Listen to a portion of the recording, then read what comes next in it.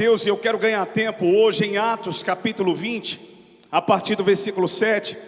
Eu já quero dizer para que você se projete para estar conosco na próxima quarta-feira no culto do renovo, que vai ser céu na terra, a tampa da chaleira vai voar. Deus tem feito coisas lindas e coisas extraordinárias, e Ele não vai deixar de fazer. Com certeza vai ser uma semana de bênção, uma semana de vitória, onde Deus vai marcar tanto a mim como também a você, através dos seus milagres, amém? Nós temos declarado que 2020, mesmo tendo enfrentado uma pandemia, ele foi, é e continuará sendo até o dia 31 de dezembro, o ano dos milagres. E eu quero já dizer para você que talvez não sabia, que a nossa visão profética para 2021 é o ano da porção dobrada. Quantos creem que o Senhor nos dará a porção dobrada, não só do seu Espírito, mas de todas as coisas? Diga amém, aleluia. Você que está em casa, pare para poder assistir agora, receber de Deus. Eu quero ganhar tempo aqui, mas com certeza o Senhor estará ministrando ao teu coração. Atos capítulo 20, a partir do versículo 7. Você encontrou? Diga amém, está aqui no telão. Então vamos embora. A palavra do Senhor nos diz: no primeiro dia da semana, estávamos reunidos para o partir do pão.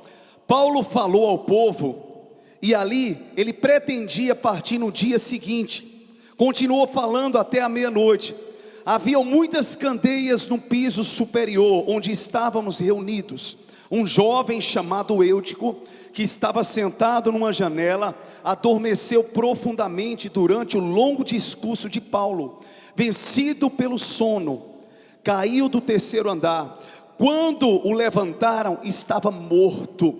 Paulo desceu, inclinou-se sobre o rapaz e o abraçou, dizendo: não fiquem alarmados, ele está vivo. Então subiu novamente, partiu o pão e comeu, e depois continuou a falar até o amanhecer, e foi embora. E levaram um jovem, preste atenção, vivo, que muitos foram consolados por meio disso. Curve a sua cabeça, feche os seus olhos em nome de Jesus. E eu quero estar orando por você nesta hora. Pai, muito obrigado pela tua palavra, muito obrigado pela tua presença, porque tu és um Deus que fala, um Deus que se revela, um Deus que renova todas as coisas em nós e através de nós. E eu tenho certeza que nessa noite o Senhor escolheu cada pessoa para que pudessem estar aqui, e o Senhor é aquele que vai transbordar do seu Espírito, da sua graça, do seu favor. Até aqui nós já recebemos muito da parte do Senhor, mas eu tenho certeza que o Senhor tem mais para falar com cada um de nós. Por isso seja glorificado por meio desta palavra, e o que importa é que venhamos a diminuir para que o Senhor cresça, em nome de Jesus. Se você crê que o Senhor está aqui, diga amém, diga aleluia. Glória a Deus. Está dando tudo certo aí? Vai chegar, o som vai chegar do teclado. Meus lindos, uma das coisas que eu tenho percebido é que Satanás quer que eu e você venhamos a acreditar de que aquilo que nós amamos morreu. Principalmente porque se nós acreditarmos em uma mentira, porque à nossa volta parecem que os fatos confirmam aquilo que Satanás tem lançado no nosso coração, isso vai ser destruidor. Exatamente porque quando você entende que algo que você ama, que você tem empatia, não está vivo mais, você se sente logo esmurecido, esmurecida a prosseguir. Você não quer mais lutar pelo casamento, você não quer mais lutar pela família, você não quer mais lutar pelo ministério. Você entende que a mercadoria que você comprou, você não vai funcionar com ela, não vai conseguir prosperar com aquela mercadoria, mesmo que Deus tenha te dado um vislumbre através de um sonho. E você começa a se sentir como que um peixe fora d'água. Exatamente porque você está acreditando que aquilo que você ama, que caiu, morreu. E nós entramos logo em um desespero emocional. E a pior coisa do mundo que acontece com o ser humano é quando nós perdemos o nosso equilíbrio. Eu sei que todo ser humano tem alguma fase ou algum momento da sua história que ele se sente desequilibrado. Ninguém é 100% perfeito em tudo. Ninguém sempre está acertando. Nós somos seres humanos finitos, falhos. Mas nós entendemos que aquele que nos chamou, ele tem um propósito em todas as coisas. E eu acredito que a maior frustração que você tem não é só o fato de você achar que aquilo que você ama morreu, é talvez se sentir responsável pela morte daquela determinada pessoa. E quando eu falo de morte, eu não estou falando literalmente de morte física. Quando você lembra de uma pessoa que já esteve na igreja, pensa comigo, de alguém que você amou, de alguém que você realmente cuidou, alguém que você tinha muito carinho, e de repente você vê que o ambiente que você está, talvez desfrutando de coisas extraordinárias, essa pessoa não está mais com você. Então você começa logo a pensar no pai, você começa logo a pensar na mãe, e às vezes você tem que bloquear sua mente para você conseguir sobreviver diante desse contexto que você está passando. Mas eu já quero começar declarando aqui para você nessa noite, que o Deus que te trouxe até este lugar, Ele não é Deus apenas que ressuscita, mas Ele é o Deus que tira da nossa mente, da nossa memória, toda confusão, tudo aquilo que Satanás tentou gerar ao longo de anos, de meses, de que aquilo que nós amamos está morto, de que aquilo que caiu não tem mais chance de estar vivo, ou de prosperar, ou de sobreviver. Eu quero declarar que ainda esta semana Deus te dará um sinal do seu milagre ou dos seus milagres, e aquilo que para você estava caído, aquilo que para você estava morto, Deus ressuscitará. E eu quero que você entenda que toda mente nesta noite estará cativa, não a circunstância, não aquilo que está acontecendo à nossa volta, mas a palavra de Deus, que é a fonte de inspiração, que é viva e eficaz, e aquilo que Deus fala, Ele cumprirá, porque Ele é Deus. Se você crê que é desse jeito, diga aleluia, erga suas mãos e aplauda lindamente o nome do Senhor. Eita Deus maravilhoso. Então de repente Paulo estava como servo do Senhor em Troade, uma das cidades ali, próximo da Grécia. E ele estava pregando o evangelho. Não tem aquela oportunidade que você tem para ensinar, para falar do amor de Deus, que você quer naquele momento dar tudo de si, porque você não sabe se voltará, você não sabe se vai ter outra oportunidade. É aquela pessoa que você reencontra depois de muito tempo, você quer agarrar na pessoa e você não quer soltar a pessoa, ela quer ir embora, mas você não deixa. É aquele culto que você diz: está tão gostoso, papai está falando, hein Clay? Isso é um cabelo lindo, né? Me inspire nesse cabelo aí, viu? Interessante que você começa a querer desfrutar da oportunidade que você está tendo, e deixar Deus te usar como Ele está te usando. Às vezes quando você começa a pregar, depois que a gente vai tendo uma certa experiência e anos de altar, a gente já consegue dominar pela graça, porque somos frutos da graça, é Deus que faz aquilo que a gente está falando, tá? A gente tem consciência. Mas quando você está começando, parece que você falou coisa com coisa, parece que você falou besteira. Quem faz teatro aqui sabe que existem erros, porque eu comecei no teatro, porém o pessoal nem percebeu. De repente é você que desperta isso nas pessoas, porque houve um improviso. Eu fazendo teatro, quando eu comecei, eu já esqueci fala, mas na fala eu coloquei um improviso e ninguém percebeu. A dança está aqui em ti, Rafa, e de repente tem um erro, mas o pessoal não percebeu. Você faz um casamento, faz uma festa, não deu certo os docinhos, não deu certo isso ou aquilo, então alguma coisa falhou, porque nada é 100%. Só que as pessoas nem sempre elas enxergam os defeitos, mas a gente está enxergando. E de repente quando você começa a pregar, parece que você não falou exatamente o que você queria falar, e você, quando sai, você diz: eita Jesus, eu esqueci de falar isso, eu poderia ter cantado aquilo, eu poderia ter feito assim. Mas nós precisamos entender que a nossa missão de estarmos aqui nessa terra, ainda que fatalidades aconteçam, isso não é responsabilidade nossa. Diga assim para o seu irmão: isso não é responsabilidade sua. Diga entre aspas. Eu já vi muita gente lendo esse texto e criticando o Eutico sentar em uma janela. Mas o que eu fico pensando é: quem viu ele sentado em uma janela, por que não alertou? E não apenas alertou, mas por que não o chamou para sentar em outro lugar? Muitas vezes a gente está olhando para a vida do irmão e percebemos que alguém está correndo perigo, percebemos que alguém está numa situação de risco, Só que a gente não faz muita coisa para mudar aquela realidade. Só que tem gente que é difícil você ajudar porque são teimosas. Quem se considera uma pessoa teimosa aqui? Aí depois que quebra a cara, aí a pessoa que alertou diz: está vendo, eu não te falei? Eu só lembro da minha mãe, quando na infância, que não faz muito tempo, eu de repente tinha asma, fiz natação. E é interessante que a minha mãe, eu na escola tomava sorvete, mas não dizia a ela que tomava. Daqui a pouco estava com aquela tosse, como diz, aquela tosse de cachorro mesmo. E de repente começava a asma. Menino, que foi que tu tomasse? O que foi que aconteceu? Eu falei: mãe, tomei sorvete. E não tem aquele sorvete não, é picolé, que só é água, corante e açúcar. É o que eu mais gosto, que a língua fica vermelha. Pronto, não venha com aquele cremoso não, que para matar sede, gostoso para mim é aquele. Então de repente eu chupava o picolé do mundo todo, depois ficava doente. Aí ela olhava para mim e disse: quer picolé, meu filho? Uma mãe super carinhosa, amorosa, mas tinha hora que ela soltava as dela. Quer picolé? Quer um sorvetezinho? Eu olhava assim, eu falava: mãe, pelo amor de Deus, não faz isso não. Ô, meu lindo Gustavo, a irmã Cláudia faz isso? Do mesmo jeito, só muda de endereço, né? Porque eu sei que ela é uma mãe cuidadosa também. Então de repente você começa a perceber que existem pessoas que querem ser ajudadas, outras querem, mas elas persistem em continuar errando. É muito complicado. Você aconselha o marido, você aconselha a esposa. Eu não sei se nesse contexto aqui Paulo ou alguém alertou: menino, sai da janela.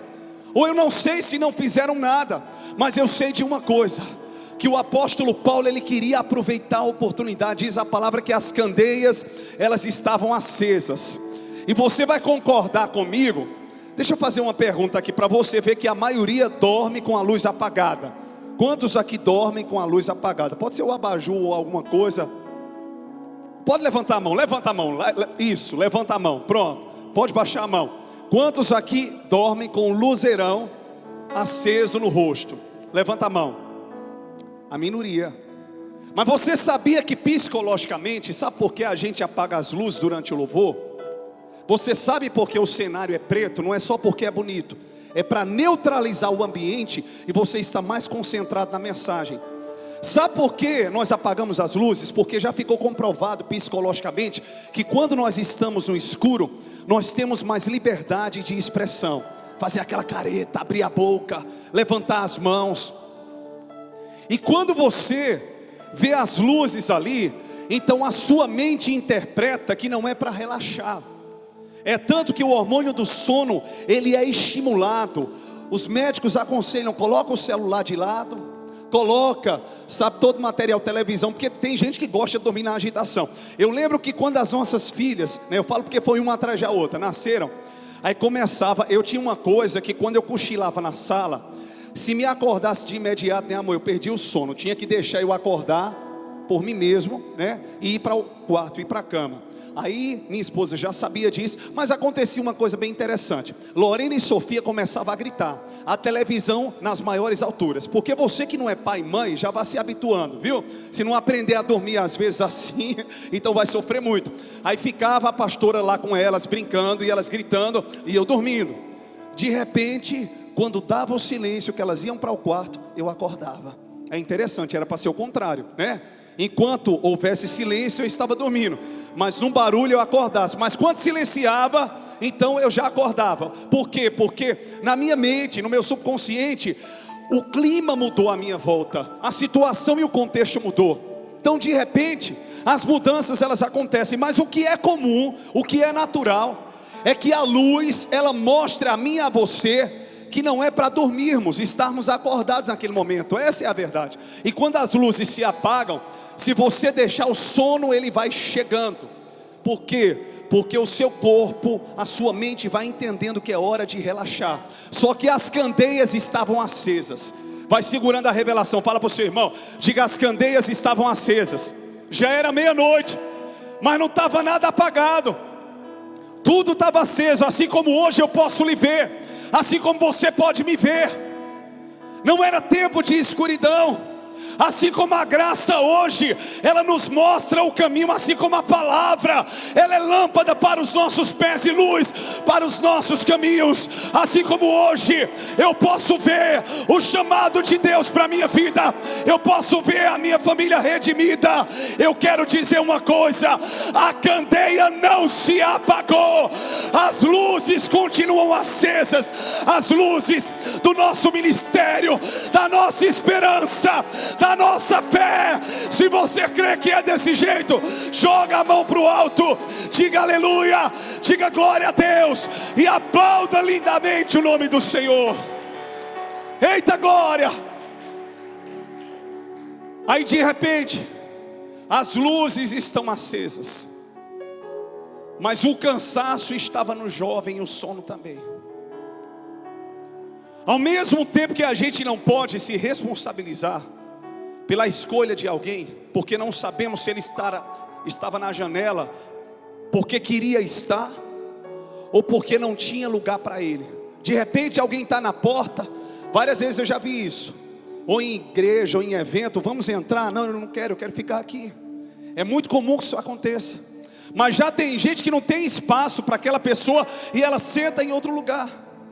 Só que independente de qualquer coisa, se alguém que você ama está em um lugar de perigo, não só aconselhe a pessoa, mas arranque essa pessoa de lá.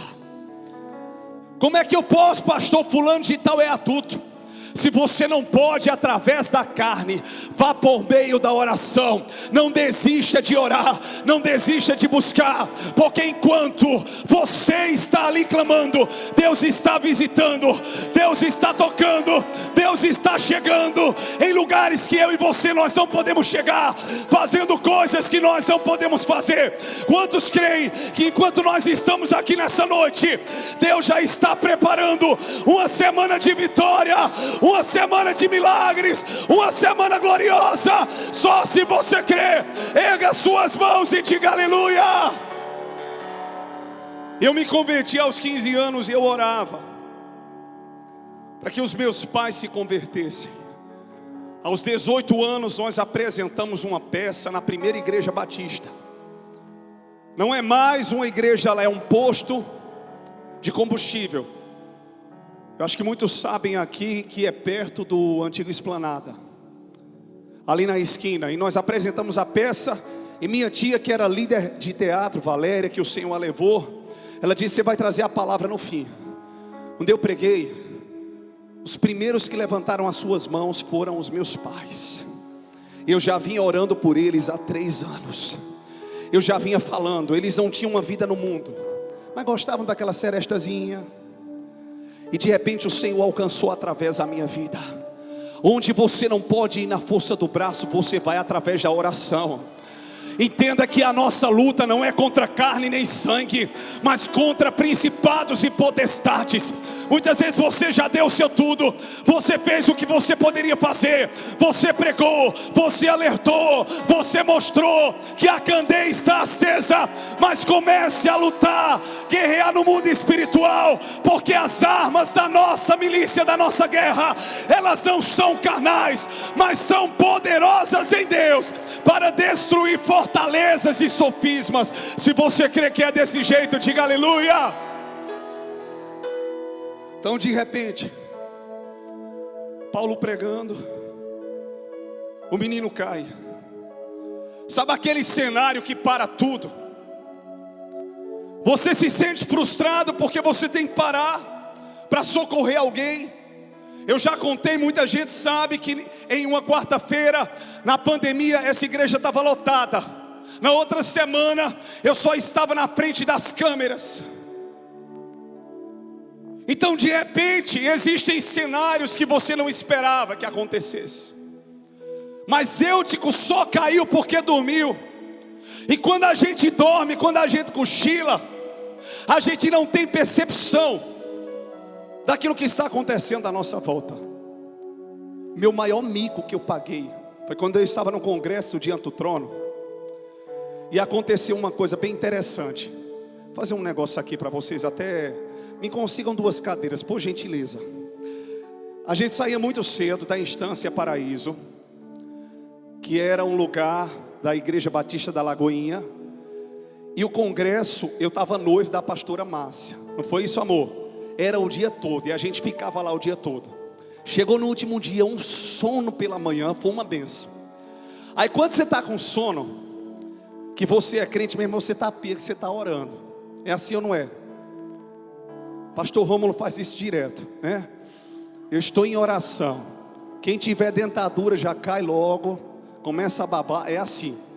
Agora, o que aconteceu comigo provou que eu já fiz teatro.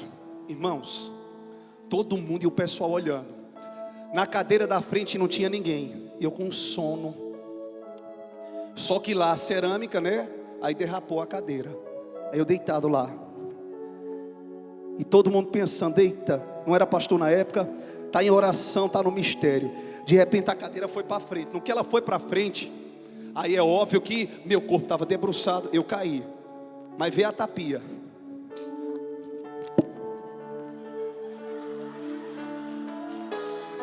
Comecei a tapiar que estava adorando. Meu Deus do céu. Que mistério. Pode pegar, Micael, pode pegar.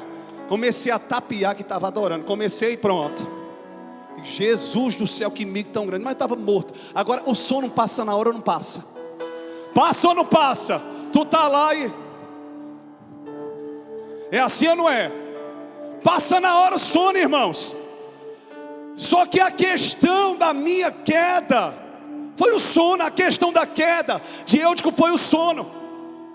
Então você começa a entender que o cansaço que vem sobre alguém, a falta de entendimento. Tem gente que está dentro de uma situação e não está enxergando o perigo. Acha que tem que ser um desigrejado, acha que não tem que estar na igreja, porque Satanás quer gerar essa mentira, essa consciência. Por quê? Porque aqui você é alimentado, aqui você é despertado. Eu não estou dizendo que Deus só está aqui, mas no meio do corpo, aquele que é o cabeça, Ele é glorificado. Se você crê que é assim, diga aleluia. Então de repente acontece um cenário que Eutico cai. Todo mundo para. Corre lá do terceiro andar. Só que a Bíblia, quando ela fala algumas expressões, ela está sendo literal. Para quem não sabe, a hermenêutica é a arte de interpretar a Bíblia. E a primeira interpretação que a gente tem que trazer sobre a palavra é a interpretação literal. Por exemplo, a Bíblia tem hipérboles, figuras de linguagem, metáforas, parábolas. Apocalipse mesmo, ele usa muitas figuras de linguagem. Você precisa saber interpretar. É um dos livros mais completos e escatológicos, também perfeito. Mas quando eu começar, um dia eu vou dar uma aula aqui para vocês, não no culto, mas um aulão em Apocalipse, você vai perceber a simplicidade, que de repente você vê um dragão, uma mulher vestida. Quando você entender a representação de tudo, você vai dizer, é isso aqui, pastor. Então a gente vai mastigar e vamos trazer isso para a igreja, que o Senhor tem nos dado a graça para a gente poder compartilhar isso com vocês. Mas de repente aqui, diz a palavra que ele cai. Paulo estava ensinando, e de repente ali ele cai, mas ele não percebeu. Por quê? Porque ele estava dormindo, e todo mundo desce. E a Bíblia diz aqui que ele estava morto. Diga, estava morto. Tem gente que você não vê mais expressão de vida. Está na igreja, mas não é igreja. Está no culto, mas não está cultuando. Como assim, pastor? A cabeça está longe. Está em um ambiente, mas o ambiente não está na pessoa. Está com a vida no culto, mas não tem um culto na vida. E nós precisamos entender que existem pessoas que é muito fácil você apontar, você julgar, mas elas estão tomadas de sono. E qualquer um de nós, em algum momento, em alguma área da nossa vida, podemos cochilar. Quem foi que nunca cochilou? Quem foi que nunca fracassou? Todos nós temos algum espinho na carne, alguma fragilidade, mas temos um Deus que ressuscita. Temos um Deus que quando começa a boa obra, Ele vai até o fim.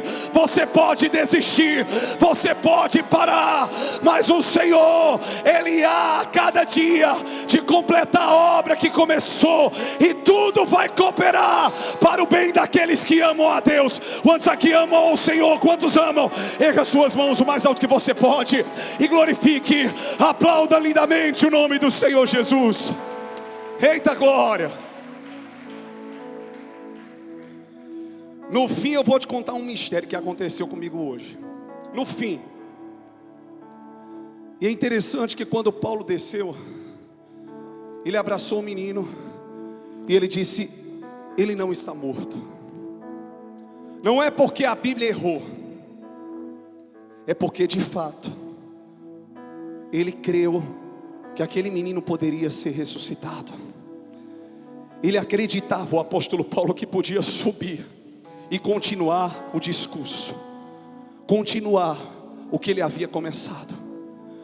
E quantas vezes você entende que o fracasso, ou a morte de algo, ou o imprevisto é o sinal de você parar. Eu não posso continuar, eu não posso mais me dedicar a esta igreja, eu não posso mais me dedicar a esse chamado. Eu já sofri demais, eu já padeci demais.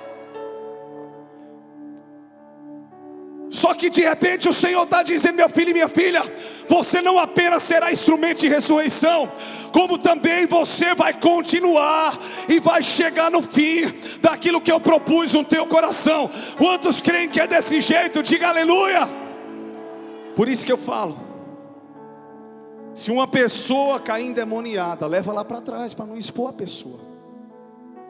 Um dia eu fui numa igreja, parecia que o pastor estava lutando contra a pessoa, e não é contra a pessoa, é contra aquilo que Satanás está fazendo. E de repente Satanás chamando a atenção, e a pessoa passando vergonha. Quando eu cheguei perto, eu era seminarista ainda, parecia que o pastor estava puxando boi, vaquejada. Ele em cima: sai em nome de Jesus, e no cabelo da mulher. Eu digo: Jesus amado, essa mulher vai ficar quebrada, toda dolorida. Basta chegar. Já teve demônio que eu falei: vamos parar, sai em nome de Jesus. Tem gente que chega na frente de uma pessoa endemoniada, os corajosos, né? Porque outros se urinam e correm. Mas quando não começa a marchar, em nome de Jesus, vai, sai. Meu irmão, quem tem que ter ibope é Cristo, é o Espírito Santo, é a sua presença. Não é o que o diabo está fazendo, é o que Deus está fazendo, é a transformação que Ele gera. Nós precisamos tranquilizar essa geração, porque tem gente que chega: meu Deus, morreu. Paulo chegou. Você já ficou chateado com a paciência de alguém? O mundo está desabando em volta, e a pessoa está: o talento e o tolero. Acho que não é do seu tempo não. Os milinguidos são um pouco devagar, umas formiguinhas bem lentas. Meu Deus, desperta, irmão. Pelo amor, está vendo não? Só que você quer que a pessoa haja, né? Mas ao mesmo tempo também você quer que a pessoa seja estressada como você é, e ela não é. Mas de repente Paulo: calma gente, ele não está morto. Como é que não está morto? Caiu do terceiro andar. Foi você que pregou demais. Talvez alguém tenha dito: a culpa é sua. É muito fácil você trazer a responsabilidade sobre alguém, quando a motivação daquela pessoa era abençoar.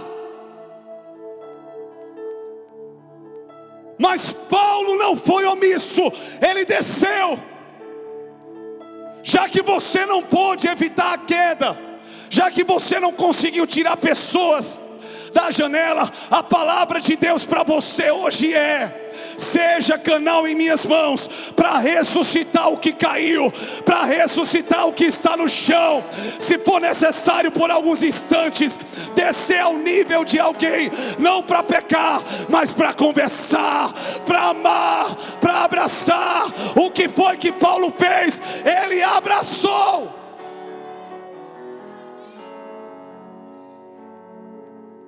Tenho certeza que esse abraço trouxe suavidade, porque alguém que está machucado, você não vai machucar ainda mais. Mesmo que seja para exortar aquela pessoa, que você busque de Deus as palavras sábias e corretas. E de repente, depois que terminou aquele momento, o jovem foi levantado vivo, e Paulo subiu para ceiar. Diga assim: a ceia, ela sempre vem depois da sensação de morte. O banquete sempre vem. Isso é uma palavra profética. Quando você pensa que vai enterrar alguém, quando você pensa que vai parar ali, Deus ele começa a dizer: eu ainda tenho um banquete para você em 2020. Eu ainda tenho um banquete de milagres. Eu ainda tenho um banquete de unção. Eu vou te usar. Eu vou transformar o pai, o filho, o marido, a esposa. Eu vou transformar os avós. Eu vou transformar as suas finanças. Eu vou transformar os corações. E pode ter certeza, ainda esta semana você contará o testemunho daquilo que Deus fará. Se você crê que é desse jeito, erga suas mãos, tome posse e aplauda lindamente o nome do Senhor. Eita glória! Diga assim para o seu irmão, diga: eu creio. Quantos recebem essa palavra? Diga: eu creio que aquilo que você ama, diga: aquilo que você ama vai ressuscitar. Mande mensagem, cerque pessoas, mas gente que você vê chamado e que você ama, seja instrumento de ressurreição essa semana. Quantos creem que é desse jeito? E às vezes para ressuscitar, a gente tem que chacoalhar, tem que confrontar. Mas esse confronto que vem de Deus não é para afastar a pessoa, é para atraí-la, é para mostrar a ela onde estão os erros e por que ela cochilou. Porque ela subestimou o lugar onde ela estava. Irmãos, vou contar para vocês agora. Eu não contei antes, para vocês nem ficarem rindo, né? Minha esposa também aconselhou. Mas aconteceu hoje uma coisa comigo improvável. Eu brinquei com algumas pessoas também. Tinha um biscoito lá em casa bem duro. Essa bolacha é do cão, porque eu já joguei ela no lixo. Em todos esses anos de idade, gás de cozinha só acaba na hora que você está cozinhando. Pronto. Pastor André vai pregar hoje, vai fazer live. Aconteceu que eu nunca quebrei um dente na minha vida. Quando eu dei uma dentada nessa bolacha, eu senti um estralo no meu dente. Eu digo: meu Deus, não aconteceu o que eu estou pensando no dia de domingo. E na comissão de frente, liguei para o meu ortodontista. Ele disse: eu estou viajando, só posso consertar amanhã às 10 horas. Eu digo: eu vou pregar assim mesmo. Você nem percebeu, né? Meu dente quebrou aqui, ó. Pode mostrar. Tá vendo? Tá quebrado aqui. Eu digo que aqui, ó. Aqui, ó. Amanhã está consertado. Coisa mais linda do mundo. Você percebeu isso? Fala a verdade. Por que está percebendo agora? Porque eu falei. Você está entendendo a mensagem? Nem todo mundo está vendo o que você vê. Existem coisas que Deus vai fazer no secreto. Eu me exponho como pastor porque eu sou brincalhão, eu sou espontâneo. Irmãos, aqui nesse altar eu brinco, eu falo das minhas dores, porque chega de pastores engessados, chega de homens e mulheres que não são humanizados para se identificar com essa geração. Aí Deus vem e permite algumas coisas acontecerem na sua vida, na minha vida, na nossa. Estou falando do dente não, gente, isso é besteira, pelo amor de Deus. Podia quebrar, Deus alivia tudo. Eu vinha pregar do mesmo jeito. Você recebia, pastor Banguelo? Mas pastor, o senhor é tão arrumado. Mas nada não, no outro dia, ou ia providenciar uma dentadura ou coisa do tipo. Amor, que biscoito foi aquilo, amor? Aquilo não é um biscoito, aquilo é um osso. Eu joguei essa desgraça todinha no lixo. Eu nunca vi uma bolacha integral tão dura na minha vida. Meu Deus do céu. Mas tá bom, traumatizei. Amanhã de manhã esse dente está sendo consertado, em nome de Jesus. Então, irmãos, receba nesta noite a semana de milagres que o Senhor tem para você. Amém por isso? Fala para o seu irmão, diga: eu creio que Eutico é o nome do menino aqui, que Eutico vai ressuscitar essa semana. Diga: o que estava morto virá à existência. Você crê nisso? Então aplauda lindamente o nome do Senhor Jesus. Amém? Aleluia! Glória a Deus! Deus é bom e o diabo não presta. Aplauda mais forte a Ele. Eita, Deus tremendo! Aleluia! E eu quero dizer para você que eu vou sorrir ali na porta do mesmo jeito, tá? Eu falei: Jesus, meus dentes são tão bonitos, todo alinhadinho, mas isso acontece. Então saia daqui nessa noite cheio de esperança. Não me importam as fatalidades que aconteceram. O que importa é o que Deus vai fazer. Mantenha calma. Diga assim: calma, coração. Acalma o meu coração. É Anderson Freire, né, que canta. Pronto. Acalma, Senhor, meu coração.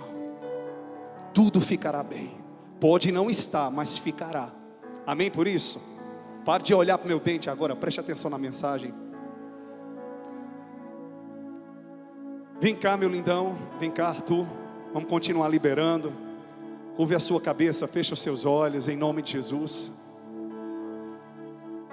E nós queremos orar por você. Eu quero chamar o pastor Daniel. Eu sei que a hora está estourada, mas eu quero chamar o pastor Daniel para estar orando por mim e por você, em nome de Jesus. Enquanto o Arthur se prepara, ele vai louvar. Você vai se colocar de pé aí onde você está, em nome de Jesus, e erga suas mãos. Pode se colocar de pé. Se coloque de pé aí no seu lugar. Erga suas mãos. Aleluia. O mais alto que você pode. Dê lugar. Deixa Deus te encher nessa noite. Deixa Deus transbordar. Comece a vislumbrar. Comece a orar pela pessoa que você ama. E comece a vislumbrar o milagre que Deus já começou a realizar pelos olhos da fé na sua casa.